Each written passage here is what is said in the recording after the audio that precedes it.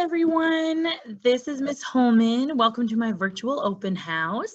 I just wanted to give you some information about the upcoming school year, especially for those parents who are new to the district or parents who haven't had their child in school yet. So we'll have a lot of information for you today. A little about myself. As I said, I'm Caitlin Holman. I am so looking forward to starting the school year. I love working with kindergartners. This will be my 3rd year at Marvin Wright, and it'll be my 7th year in a pre-K kindergarten setting. So I really enjoy working with the littler, younger kids. I currently live in Hampshire, Tennessee with my husband, John, and we have 2 dogs. We've got Pekka and Millie. Millie's the kind of wild child licking my husband's face for the photo. And we also have a cat, but she's not pictured. We really love hiking and exploring waterfalls in our area. If you haven't been out to Hampshire or on the Natchez Trace, there's lots of really cool waterfalls out there, so I would definitely recommend that. And I also love quilting and any kind of craft project. So that's just a little about myself, and I can't wait to meet your child and get to know them and the things that they love to do too. So I wanted to give you kind of a picture of what the morning drop-off and pick up in the afternoon will look like. So there's 3 ways your child can get to school. They can be a bus rider, car rider, or a walker. With all of those, any drop-off, there will have to be a temperature check. So for bus riders, they'll get on the bus, and then when they get to school, there will be someone to take their temperature. And if your child does have a fever, we'll have to have someone escort them, an adult escort them to the office where the nurse or someone in the front office will call home for pickup. That's just really important this year that we are really careful about that. As far as car rider, before your child can get out of the car, they have to have their temperature checked. That's a rule for our school. And I'll show you what the car rider map kind of looks like in just a minute. And then walkers, if your child is walking to school, you have to live within a mile distance of the school. But if your child is a walker, you have to walk them to the front main entrance where someone can take their temperature, and you have to be there with them. So you can't just send them up the sidewalk into the building. You have to walk them in to get their temperature taken. That's just some precautions we're taking this year just to make sure that all kids are safe and we can keep a healthy school. Car riders, they will dismiss in the school's gym. And let me just go ahead to the map here. Oh, I'm sorry, I'm getting ahead of myself. So our school day begins at 8 a.m. That is when the first bell will ring. So once the first bell rings, your student can come into the classroom, and then they have to be in the classroom by 8:15, otherwise they're marked tardy, and those tardies do add up to count as absences, so you really want to make sure that your child is not tardy. And we begin dismissal at 3:15. So if your child's a car rider or a walker, make sure you're here by 3:15 so that you can pick up your child on time. Let me show you if you're new to the school or you have not done car rider line before. So this is a map of our school. It kind of looks like a K, a sideways K. I don't know if you can see my mouse, but this is the front entrance of the school. Where the front office is, and there's like a flag pole kind of here. So when you come into the school, if you're a walker, you have to walk into the office for a temperature check. As far as bus riders, they get dropped off on this side of the building. There will be someone outside the building to take temperatures. See, this bus line's very tiny, but it says bus line right there. Now for car riders, the way you do the car rider line, if you're standing on the road looking at the school, there is a driveway to the very far right of the school. Make sure I'm right there. Yeah, the very far right of the school. I don't want to say the wrong thing. And you'll come in that driveway. It goes all the way around the building. So you'll drive all the way to the back of the building, around, and then right about here, where the like playground is, kind of over, I think it's kind of over here. But you'll drive all the way around past the playground and back up to the front of the building, and you'll line up right about here for pickup when you're picking up, and dropping off. You'll come through here and drive to the front where the gym is. And if you just keep kind of driving along the sidewalk, there's a side entrance door. And so someone will be there to take your child's temperature before they get out of the vehicle, and then they'll walk in and then go to their classroom, or their classroom is. So in the afternoon, if you get here before 3:15, the gate will be closed until it's time. I think the gate opens a little before time for pickup. I think they open it at 2:50. So you'll be able to line up a little earlier, but you'll get in line. There'll be 2 lanes over here on the left side that you can line up in. And if you are a car rider, you'll have a car tag that has your child's name written on it. Just make sure that's in the front rear view mirror, so that the caller, there's a person usually standing on this corner, they'll call your child's name and tell them to go to a certain color cone.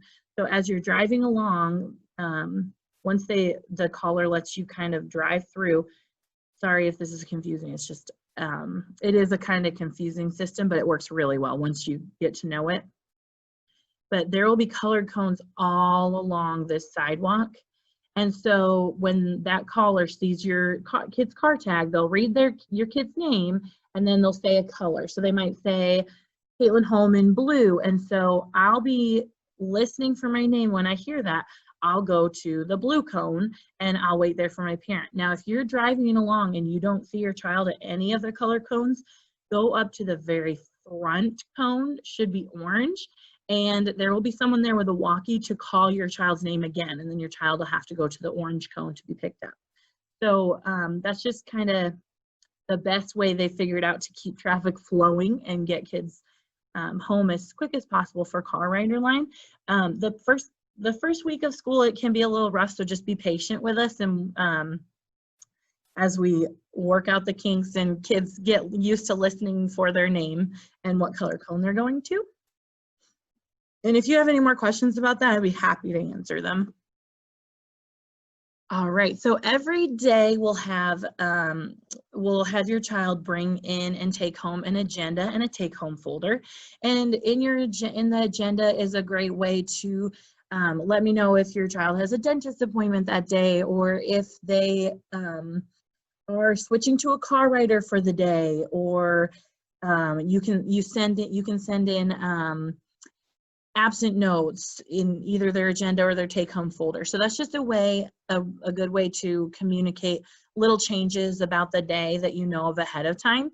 You can let me know of changes on class tag, but if it's the middle of the day and you send me a message, hey, my kid needs to ride the car this afternoon, if I don't respond on class tag saying got it, or I'll make sure I'll send them that way, please call the school, because sometimes I might not see the message on class tag in time, and I do not want to send a kid home on a bus who was supposed to be in car rider. So if you haven't made that change in their agenda and you send me a class tag note, please, if I don't respond, call the school. I do not want to send any kid the wrong place. So it's just a little side note. And sometimes I'll send notes home in the agenda as well. And we send a lot of information home in their take-home folders too. Oh, sorry, one more thing for agendas, if you can just sign your name just on the side every day, just to make sure that we know you were checking the agenda and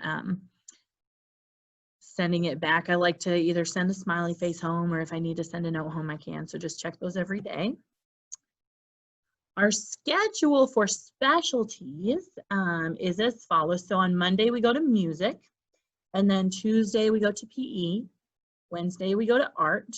Thursday, we go to computer lab, and then Friday, we go to library. Now on PE day, which is Tuesday, make sure you send in closed-toed shoes. You know, either if they don't want to wear them, just send them in their backpack so they can change into those shoes before specialties.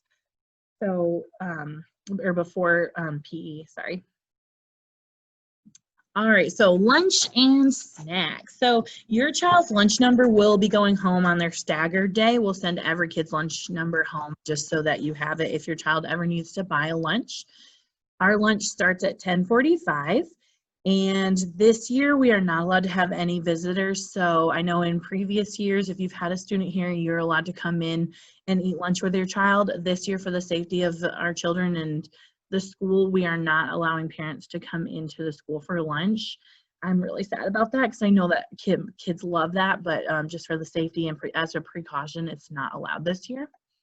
We will be having snack in the afternoon every day. So if you could send in a snack for your child in a separately labeled bag, don't put it in their lunchbox because a lot of times they'll eat it at lunch, or they'll take their snack to lunch and not eat their lunch. So if you could put them in separate bags labeled so that we know this is supposed to be snack, they're not supposed to be eating that during lunch, that would be fantastic. Snack is only about 10 to 15 minutes long, so don't send in another meal. And usually we do a working snack where they're working on writing or doing some kind of activity while they're eating snack. So please don't send in a 4-course meal for a snack. And I try to keep some kind of snack in the cupboard just in case. I know sometimes you're busy and you forget, and I totally understand that. So I'll try to keep some snacks stocked up just in case. But if I run out, I'm sorry, I try. So as far as water fountains this year, the water fountains will be closed. So that means that for your child to have a drink throughout the day, you've got to send in a water bottle of some kind. And if you could label that with your child's name, that would be great, just so we don't get any mixed up or they know which one is theirs. And I usually have my kids just keep their water bottle in their cubby, and then they can go get a sip whenever they need it throughout the day, because I'm sipping water throughout the day, so they should be able to too.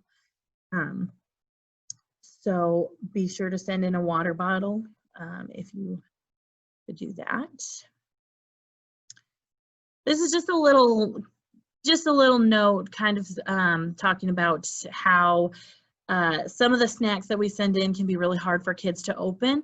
And when the kids go down to the cafeteria, there are assistants down there to help open things, but we are trying to limit contact as much as possible this year, even though they will be sanitizing their hands, they will be disinfecting and washing their hands. If you send in something that's kind of harder for your child to open, if you could practice just opening it at home a couple times, that would be great. We will help them open stuff. That's not a problem at all. But if a lot of kids need help, they're going to be raising their hand their whole lunchtime instead of eating their lunch. And we want to give them as much time as they need to actually fill their bellies with food. So if you do send in things like the juice boxes with the straws, you just practice that skill at home. That would be great. Like a rainy day like today would be a perfect day to practice that. Ways to help. So there are lots of ways that you can support our classroom and the school throughout the year. If ever we run out of things like tissue paper or hand sanitizer, I will post something on Class Tag. And our PTA, you can also get involved. They're a great organization. They do so much to help our school. And so you can join the PTA. You can also send in box tops. We collect those. And PTA usually does some kind of fundraiser throughout the year. I'm not sure what that's going to look like this year because many things are different this year. So, but in the past, they've used that money to purchase playground equipment and to bring in school field trips, like bring in the science guy and Safari Greg's Animal Show. So some really fun stuff. So if you want to get involved in the PTA, you can do that. There is a PTA Facebook page as well. As far as communication throughout the year, the main way I communicate with parents is with Class Tag. So get the app. If you do not have the app yet, I would really suggest that. I think a lot of teachers in the school use Class Tag as well. So the sooner you get familiar with it, it'll probably just make life easier. If you have not received an invitation, I think most parents are on by now. So if you need the activation code or anything like that, let me know and I will make sure you get set up. Okay, birthdays. So unfortunately, we are not allowed to send home physical birthday invitations, or celebrate birthdays with cupcakes or treats. That is just a school board policy. So what we can do instead of treats is, if you want to send in your child's favorite book, I love reading kids' books are my favorite. So if you want to send in your child's favorite book, we will read it. If you want to record yourself reading your child's favorite book and send it in as a special surprise for your kid, that works too. And you can just email it to me, and I'll play it sometimes throughout the day and make it really special. So that's some things you can do instead of treats. In previous years, we had parents come in to read a book if they wanted to, but we can't let parents in the building this year. So if you want to email me you reading the book and act it out and be silly, I would love that. We cannot send out invitations either, so physical invitations. So if you want to have a party for your child, that's great. You can contact other parents in the class through ClassTag and send invitations there, but teachers cannot pass out invitations. It's a school board policy that just covers us in. If we put an invitation in every backpack and an invitation gets lost and a kid doesn't get an invitation, we just do not want that to happen. So as a school board policy, we cannot hand out invitations, but you can invite kids to parties on ClassTag. Okay, attendance. All students must follow the new Tennessee state law, which requires school personnel to intervene with services for students who accrue 5 or more unexcused absences. So make sure that you are sending in a note for absences. It can be a parent note up to the first 12 absences. After that, it has to be a doctor's note. I highly recommend, just if you keep your child home, and you have you get a doctor's note, I highly recommend sending in a doctor's note. You can have a parent note in case it's just something like it just really weren't feeling well. I just kept them home today just in case. A parent note is fine. You do not have to have a doctor's note, but after 12 parent notes, there has to be a doctor's note. Also, vacations that are scheduled on school days are considered unexcused absences, even if you send in a note, and it will count towards the 5 unexcused absences for the year. So just make sure that you, if your child is sick, you send in a note. Okay, materials and items. So we are not going to be sharing academic supplies this year. Every kid's going to have their own caddy with their own stuff in it to use for the year. Every child has their own cubby that I'll keep items stored in. So we just want to limit contact as much as we can and sharing those germs. One thing we do ask, whether your child never has an accident, or whether, if you think, oh, they'll definitely go to the bathroom, they won't have any accidents, they'll never have a problem. Even if you feel that way, please send in a change of clothes. I've had kids spill milk on them at lunch and they just can't stand wearing the same milk covered outfit all day. We've had kids jump in mud puddles, not because we told them they could. So just make sure you send in a change of clothes, because you just never know what's going to happen throughout the day. If you could just put it in a gallon-sized Ziploc bag and we'll just keep it in their cubby just in case, and label it, that's perfect. As far as your child's school supplies, you don't have to take them out of the wrappers if you don't want to. It doesn't bother me. Some of the kindergarten teachers wanted that on there, so if you do want to label them, that's fine, but it doesn't bother me if they're not labeled. Okay, so your child's staggered day. So during this time, we are not allowing visitors in the school building, but we know that kindergarten, first day of kindergarten, is a very important day. So we want to honor that, and we are going to be giving each child and parent a time during their stagger day to be dropped off, where the parent can bring their child to the classroom. I believe all the kindergarten teachers that have a door to the front, and I'll have to send out another post about that, but My door, I can walk out my door and end up in the parking lot. I believe parents can come in through that door on their drop-off time or stagger date, just so that they can drop their kid off in the classroom. We know that this is a important thing. So, well, you'll have 5 minutes to walk around the classroom, take pictures of first day, and then we'll have to have you leave so that the next child can be dropped off. And if you can't drop off your child, that is totally fine. If you want them to just take the bus the first day of school, they've got siblings and they know what to do and they like to be independent, that is fine too. So whichever works best for you, but I will be contacting all parents about their time for drop off on their staggered day. So that is all I have today. I know that was a lot of information, and you might have some more questions. So if you do, please send them to me on ClassTag. You can do it on the post below, or you can send me in a private message. You can also email me at kholman@murrayk12.org, or you can call the school and have them send the call to me, although we won't be here this weekend, so I'll have to call on Monday. But thank you so much for joining, and I will see you guys soon. Bye.